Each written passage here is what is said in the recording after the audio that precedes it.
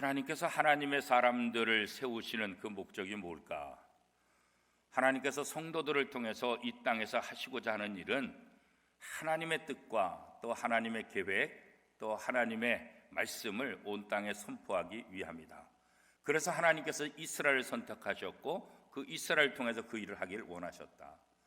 이스라엘을 선택한 목적과 이스라엘 백성을 선택한 목적은 사실 동일합니다. 이것은 오늘 우리도 마찬가지입니다. 이 땅에 교회를 세우신 목적과 이 땅의 성도들을 하나님의 자녀로 구별시킨 목적이 동일하다. 그렇게 우리는 이해를 하게 됩니다.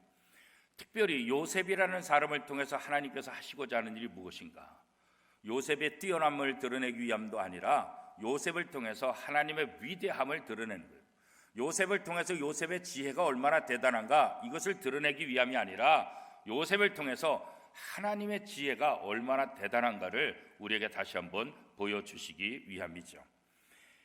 요셉이 이제 애굽의 국무총리가 되고 온 땅을 순찰하며 곡식을 저장할 수 있는 저장소를 찾게 되고 또 7년의 풍년 동안 그 풍년을 쌓을 그 성들을 각 지역마다 선택해요.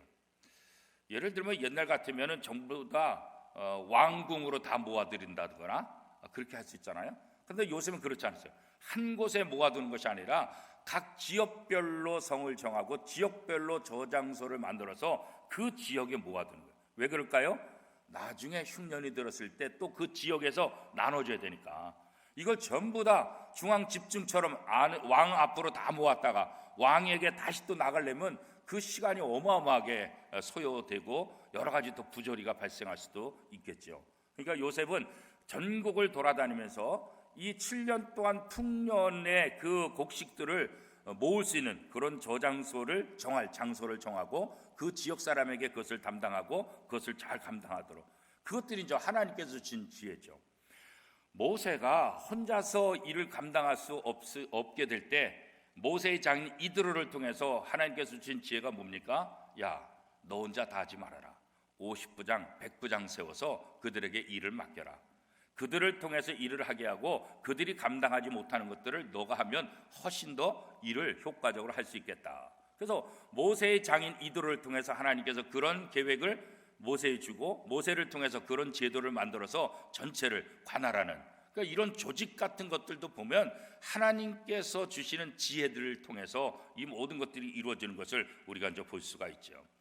각성에 모아둔 곡식들을 보니까 완전히 바다의 모래같이 많더라.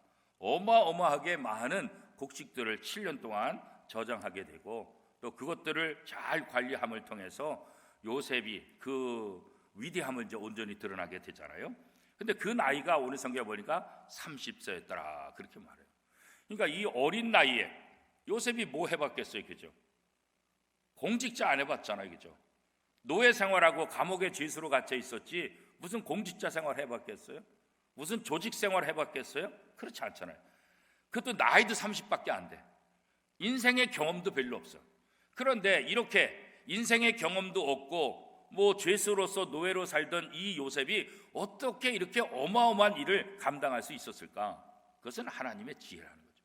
하나님께서 요셉을 세우시고 하나님께서 요셉에게 그런 지혜를 주셔서 이 모든 것들을 감당할 수 있었지 인간적인 요셉으로서는 이것을 감당할 수가 없게 되는 거죠. 오늘 우리에게도 마찬가지예요. 인간적으로 내 모습을 보면 부족하고 연약해요. 내 모습과 인간적인 능력으로 무엇을 하려면 다 아무것도 하기가 어렵잖아요.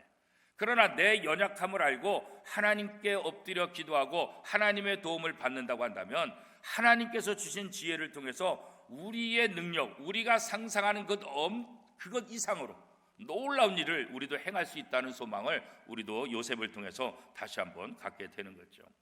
하나님께서 요셉을 부르시고 요셉을 세우시고 요셉을 통해서 하나님의 뜻을 이루시기를 원하시는데 이 요셉이 그 역할을 잘 감당하는 거죠. 요셉이 열심히 감당할 수 있었던 건 뭐겠어요? 이게 하나님의 뜻이라는 것을 알았기 때문에 불평하지 않고 자신에게 주어진 일에 최선을 다해서, 그렇죠? 사실 말이 성경에 간단하게 표현되어 있지 애굽의 국무총리로서 전국을 다니면서 일한다는 게 이게 쉽겠냐고요. 쉽지 않죠, 그렇죠? 그럼에도 불구하고 요셉은 이것이 하나님께서 자신에게 보여주신 하나님의 뜻이라는 것을 알았기 때문에 이 모든 일에 최선을 다해서 일하는 모습을 우리가 보게 되는 거죠. 자기의 지혜와 자기의 능력으로 한다고 한다면 아마 포기할 수도 있었을 거예요. 그러나 이것이 하나님의 뜻이라는 사실을 알았기 때문에 그는 부지런히 자신에게 주어진 모든 책무를 하나님의 일이다 생각하고 했기 때문에 이 모든 것들이 가능하다. 오늘 교회에서 우리에게 주어진 직책도 마찬가지예요. 이 직책 하나님께서 내게 주셨다. 하나님께서 주시는 이 직책을 가지고 하나님이 나를 통해서 하나님과 하나님의 나라를 세상에 드러내기를 원하신다. 이런 생각을 우리가 갖는다고 한다면 아주 최선을 다해서 열심히 내게 맡겨진 교회 직책에 대해서 충성을 다할 수 있을 거예요. 그런데 그런 생각을 잊어버리니까 봉사를 안 하는 거예요. 아유, 힘든데, 피곤한데, 뭐 이런데 저런데. 그런 핑계를 대는 이유는 뭐예요? 이거 하나님이 내게 주신 책임입니다. 하나님께서 나를 통해서 이런 일 하기를 원하신다. 이런 생각을 잊어버리기 때문에 그런 거예요. 요셉은 그 생각을 잊어버리지 않았어요. 언제나 나를 통해서 하나님께서 일하신다. 나는 하나님의 뜻을 알기 때문에 최선을 다한다. 그런 생각을 갖고 있었던 거죠. 하나님의 뜻이 이 땅에 온전히 이루어진 것은 어떻게 보면 예수 그리스도의 십자가 사건이죠. 그 십자가 사건을 통해서 하나님의 뜻이 무엇입니까? 죄인을 구원하시려는 그 하나님의 사랑, 이것도 있지만 또 한편은 뭐예요? 죄는 조금도 용납하지 않는다는 사실을 우리에게 보여주는 거예요. 어떠한 죄도 내가 용납하지 않는다. 그 죄의 대가는 반드시 내가 묻는다. 그것이 바로 예수 그리스도의 십자가 사건이에요. 그 대신 이스라엘 백성들, 우리 성도들에게 그 죄값을 묻지 않고 누구에게 물은 거예요? 자신의 아들 독생자에게 그 죄값을 물은 거예요. 그냥 용서한 게 아니라 죄가 그냥 용서받지 않는 거라고. 죄에 대한 대가가 얼마나 혹독한지 이 십자가를 통해서 하나님은 분명히 보여줘요. 그리고 다시는 죄를 짓지 말라. 이 죄의 대가가 이렇게 힘들다, 이렇게 크다, 이렇게 어마어마한 것이 이 죄의 대가다. 이런 것을 다시 한번 보여주고 있는 거죠. 그래서 어떠한 죄도 묵과하지 않는다. 어떠한 죄도 용서받지 못한다. 이것을 다시 한번 이 십자가 사건을 통해서 우리에게 보여주시고, 두 번째가 어떠한 죄를 졌다 할지라도 예수를 믿으면 용서함을 받는다는 사실을 다시 한번 보여줘요. 그러니까 하나님의 공의와 하나님의 사랑, 이 두 가지가 이 십자가 사건을 통해서 나타나고 그것이 바로 하나님의 뜻이다, 그런 거죠. 그래서 우리가 하나님을 얼마나 알고 있는가, 이거 이제 굉장히 중요한 거예요. 그래서 요셉은 하나님을 분명히 아는 거예요. 이 일이 하나님의 일이라는 거 아는 거예요. 하나님의 뜻이라는 거 아는 거예요. 그러니까 최선을 다해서 그 일을 감당할 수가 있는 거죠. 하나님께서 사랑하시는 자녀들, 또 하나님이 택한 그 백성들, 그들이 죄를 짓는 것을 얼마나 싫어하는가, 그죠? 그래서 우리가 그것을 분명히 안다고 한다면 우리는 죄와 점점 멀어지고 거룩한 삶을 살 수 있게 된다, 그런 거죠.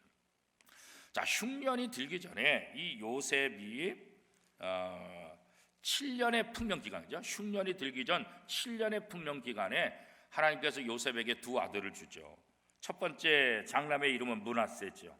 이 므낫세는 어떻게 이름을 얘기하고 있습니까? 자, 51절 말씀 같이 한번 읽어보겠습니다. 51절 시작.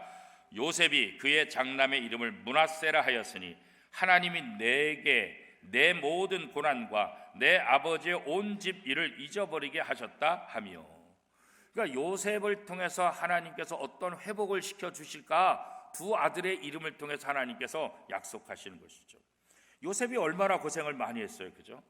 아버지 집의 형제들한테 얼마나 억울한 일 당했어요. 노예로 팔려와서 또 억울하게 감옥 생활하면서 얼마나 힘든 일을 했어요. 그런데 그 모든 고난들, 아버지 집에서 있었던 모든 일들, 그 모든 고통을 다 잊어버리게 하셨다. 고통을 잃어버린다는 건 쉽지 않아요, 그죠? 우리가 즐거운 일은 잊어버릴 수 있어요. 그런데 상처들은 쉽게 잊어버릴 수가 없어요. 그런데 하나님께서 요셉의 모든 상처를 다 깨끗하게 회복시켜 주시겠다. 결국 우리 인간의 모든 죄악들, 이것을 다 성경 어떻게 해요? 맑게 씻겨주겠다. 흰눈같이, 양털같이. 누구를 통해서요? 예수 그리스도를 통해서. 그렇죠? 그래서 우리의 과거가 어떤지, 누구든지 그리스도 안에 있으면 새로운 피조물이라, 이전 것은 지나갔으니 보라 새 것이 되었도다. 새로운 도화지로 만들어 주신 것처럼 하나님께서 이 첫 번째 아들 므낫세의 이름을 통해서 요셉이 갖고 있었던 모든 상처들, 모든 아픔들, 그것으로부터 깨끗하게 회복시켜 주겠다. 과거의 상처로부터 벗어나지 못하면 정말 괴롭잖아요, 그죠? 근데 요셉이 당했던 그 모든 괴로움을 벗어나게 해주겠다, 치유하게 됐다. 자, 두 번째 아들의 이름은 무엇입니까? 에브라임이죠. 이 에브라임의 이름의 뜻은 무엇입니까? 52절 말씀 같이 읽겠습니다. 시작. 차남의 이름을 에브라임이라 하였으니 하나님이 나를 내가 수고한 땅에서 번성하게 하셨다 함이었더라. 그죠? 지금 7년의 흉년이 들기 전에 이 풍년의 기간에 아들 둘을 낳으면서 그 풍년을 맛보면서 요셉에게 하나님께서 번성하게 하셨다는 것을 다시 한번 확보하죠. 노예로 붙잡혀 왔지만, 억울하게 질서 생활했지만, 이제는 뭐요? 대애굽의 국무총리가 되어서 애굽의 모든 것들을 다스리는 최고의 자리로 올라가는 그 모습들이요, 그죠? 그래서 하나님은 이 요셉의 두 아들을 통해서 요셉에게 어떠한 복을 베푸시는지를 그 이름, 두 아들의 이름을 통해서 분명하게 예언하고 있는 것을 볼 수가 있습니다. 오늘 하나님이 우리 성도들도 마찬가지예요. 우리가 예수 그리스도를 영접하고 예수 그리스도의 이름으로 세례를 받을 때 우리의 과거, 우리의 모든 아픔들을 다 씻겨가게 할 것이고, 이후에는 하나님의 풍성함이 나의 풍성함이 될 것이다. 하나님을 아버지라고 부를 수 있는 하나님의 자녀의 그 권세를 우리에게 베풀어 주시겠다, 그렇게 말씀하고 있는 것 아니겠습니까? 그렇죠? 그래서 요셉의 이 일은 결국은 우리의 일을, 우리가 받을 복에 대한 이야기다, 이렇게 우리가 이제 해석할 수 있지요. 예수님께서 십자가를 지심을 통해서 모든 죄인들을 다 구원하셨잖아요. 우리가 지불해야 될 모든 죄의 대가를 예수님이 다 대신 담당을 하셨잖아요, 그렇죠? 그리고 우리는 하나님의 자녀가 되고 하나님의 사랑을 받았다. 뭐 그런 말이 있죠. 오래될수록 맛이 깊어지는 음식들 있잖아요, 그렇죠? 된장도 그렇고 오래 묵힐수록, 뭐 중국에서 뭐 보이차, 그럼 오래될수록 가격이 뭐 엄청나게 올라간다, 그런 얘기들도 많이 하는데, 음식 중에서도 오래, 어떤 음식은 오래 놔두면 못 먹는 음식도 있지만 오래 묵힐수록, 오래될수록 그 맛이 점점 깊어지는 그런 것들, 그런 것처럼 구원도 마찬가지예요. 우리가 하나님의 은혜를 음미하면 이 하나님의 구원 계획이 우리에게 얼마나 은혜가 되고 얼마나 귀한지를 우리가 알게 됩니다. 우리가 하나님의 말씀을 이해하지 못하고 성경의 말씀을 이해하지 못해서 그 뜻을 이해하지 못해서 누리지 못하는 그런 기쁨과 감격들이 굉장히 많다는 거죠. 그래서 성경은 주의 말씀을 주야로 묵상하는 사람이 복 있는 사람이다. 하나님의 말씀을 씹고 되씹고 말씀을 계속해서 씹을 때 그 말씀을 통해서 하나님께서 내게 주시는 은혜가 무엇인가, 하나님이 나를 얼마나 사랑하시는가, 그것을 우리가 곱씹어 볼 때, 하나님이 나를 이렇게 사랑하시는구나, 하나님이 내게 이런 존재구나. 그럼 어떻게 돼요? 감사가 더 깊어지고 은혜 위에 은혜로다 하고 주님을 찬양할 수 있게 된다는 거죠. 이 십자가 사건을 생각하면 생각할수록 은혜죠. 우리가 어떻게 이런 은혜를 받을 수 있어요? 우리가 못 받게 될 십자가, 우리가 매달려야 될 십자가에서 우리가 풀려나고 우리 대신 예수님께서 그 모든 대가를 지불하신 것, 이거 생각하면 정말 은혜죠. 이거 생각하면 정말 눈물이 날 수밖에 없는 거죠, 그렇죠? 그래서 오랜 신앙생활 하는 사람에게 나타나는 것은 뭐냐면 바로 오랜 잘 묵혀진 그런 음식의 그 깊은 맛처럼 신앙생활 오래 하신 분들에게는 바로 그런 모습이 나타나요. 물론 초신자들이 아주 김치 겉절이처럼 신선하고 맛있는 그런 것도 있지만 묵은 김치처럼 또 그런 깊은 맛이 나는 성도들, 그래서 초신자의 아름다움은 겉절이 같은 그런 또 신선한 맛, 달콤한 맛, 그런 맛도 있지만 오랜 성도들은 그런 묵은지 같은 깊은 맛들이 나는 거죠. 흔들리지 않으면서. 이 두 가지가 교회 안에서 서로 도움이 되는 거죠. 그래서 바울을 좋아하는 사람이 있는가 하면 또 디모데를 좋아하는 사람도 있잖아요. 근데 누가 바울을 좋아해요? 디모데 같은 사람이 바울을 좋아하죠. 어렸을 때부터 신앙생활 했던 사람은 바울처럼 중간에 확 뒤집어지는, 나도 그런 그냥 획기적인 변화의 역사가 있었는데 더 좋았을 텐데, 이렇게 또 생각하는 분이 많죠. 그런데 뒤늦게 믿은 분들은 모태신앙들을 굉장히 부러워한다고요. 나도 어렸을 때부터 엄마 뱃속에서부터 예수 믿었으면 얼마나 좋았을까.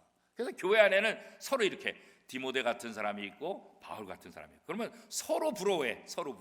그래서 서로의 장점들을 바라보면서 서로 협력할 때 아름다운 모습이 나타나요. 겉절이 김치 같은 그런 맛이 있는가 하면 또 묵은지 같은 그런 맛도 있고, 그러니까 교회 안에 그런 다양한 성도들의 모습을 통해서 서로에게 도움이 되고 아름다운 신앙 공동체를 세워나갈 수가 있게 되는 거죠. 그래서 우리가 하나님의 말씀을 계속해서 곱씹는다는 것이 어떻습니까? 그죠? 어떤 것들은 씹으면 씹을수록 그 맛을 더 내는 그런 것들 있잖아요. 그죠? 그냥 처음에는 써 그러는데 자꾸 반복해서 씹다 보면 쓴 것이 아니라 단 것 같기도 하고, 또 하여튼 오묘한 그런 맛을 또 느낄 때가 있잖아요. 그래서 하나님의 말씀을 우리가 그렇게 받아들일 그런 자세가 우리에게 필요한 거죠. 자, 이렇게 7년의 풍년 뒤에 7년의 흉년이 오는데, 온 땅은 다 기근에 다 있었지만 먹을 것이 어디에 있어요? 이 애굽에. 그렇죠? 애굽에.